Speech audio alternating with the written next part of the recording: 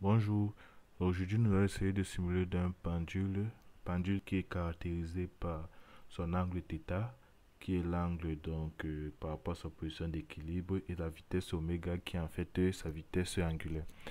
Donc la vitesse oméga qui est en fait la vitesse du pendule. Donc nous avons très rapidement constaté que θ en fait n'est rien d'autre que le quotient de R par rapport à 2 pi z. Donc cet angle, ce système de coordonnées θ et oméga, ce vecteur θ peut être représenté par un vecteur θ à trois coordonnées x1, x2, x3, où x1 va être le cosinus de θ et x2 va être le sinus de θ. Donc cela dit, on aperçoit rapidement que x1 et x2 ne pouvant que varier d'une certaine gamme, que nous sommes sur un cercle.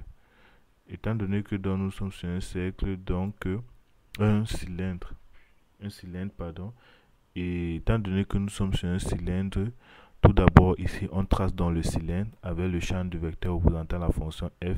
Ici là on essaye donc de tracer, de simuler dans notre système. Donc tout d'abord je vais vous montrer la simulation pour que vous ayez une idée d'abord de ce dont on parle. Donc lorsque c'est simulé, il y a un fichier objet qui est généré et on est en mesure de venir ouvrir le fichier objet et de le lire. Donc voici le fichier objet qu'on obtient. Donc ici on a notre cylindre avec son champ de vecteurs, et là en bleu on a le parcours que va suivre notre système qu'on a simulé. Donc on voit que tout se passe sur la surface, tout simplement parce que θ c'est le quotient de R par Z, donc tout se passe sur la surface du cercle. Et en bleu c'est notre système qui va donc tourner autour de ce cylindre, et en rouge en fait c'est le champ de vecteurs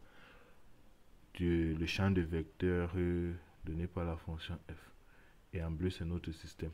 Donc cela dit, on revient rapidement sur notre code où on peut observer que là, draw, c'est où on dessine la flèche qui représente notre système en bleu.